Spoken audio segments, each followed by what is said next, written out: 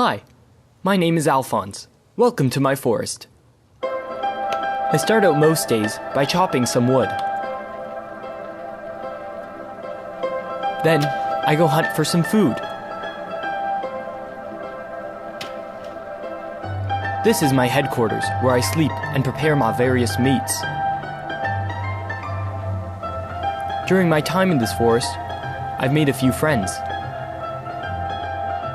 You got Boris, Klepto, and Pete.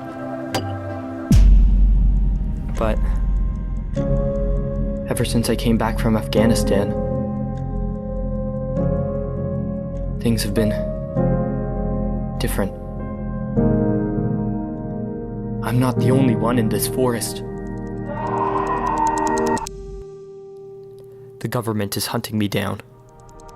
Later this year, they're gonna burn down this forest and take all my friends with it. My name is Alphonse, and this is my story.